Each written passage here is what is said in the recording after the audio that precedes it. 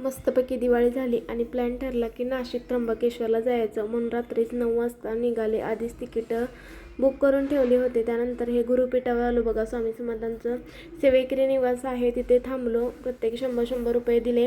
नंतर आंघोळ पाणी सगळं करून झालं. त्यानंतर ही कॅन्टीन आहे बघा, तिथेच खाली कॅन्टीनमध्ये आलो. छान असा नाश्ता, चहा नाश्ता वगैरे झाला. रात्री 9 वाजता बसलेलो, सकाळी 7 वाजता पोहोचलो. नाश्ता वगैरे आवरून मग निघालोय बघा आता त्र्यंबकेश्वरच्या दर्शनासाठी. 12 ज्योतिर्लिंगापैकी एक असणारं मंदिर, तिथे म्हटलं जाऊन दर्शन घेऊन यावं. मस्त असा टिक्का लावलाय बघा. हा टिक्का तर मग खूप छान वाटतो. त्यानंतर दर्शनाला गेले आणि दर्शनाला कमीत कमी 1 ते 1.5 तास लागला. जास्त काही गर्दी नव्हती. आणि हे बघा, इथे पुढे गेल्यावर खूप म्हणजे थोडीशी गर्दी लागली. आधी काही जास्त गर्दी नव्हती.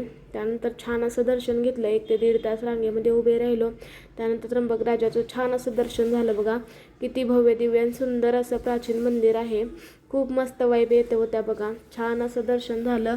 एक स्वप्न तर पूर्ण झालं त्र्यंबकेश्वरला जाण्याचं. 12 ज्योतिर्लिंगापैकी एक असणाऱ्या या महादेवाचं दर्शन झालं बघा. त्यानंतर मस्त असे छान छान फोटो काढले. सगळे पुढे गेलेले, मीच एकटी मागं राहिलेले. मी आणि कीर्तीने छान असे फोटो सेक्शन केलं. मंदिर तर बघा खूप छान असं मंदिर आहे बघा. आणि सगळे जिकडे तिकडे फोटो वगैरे काढत होते.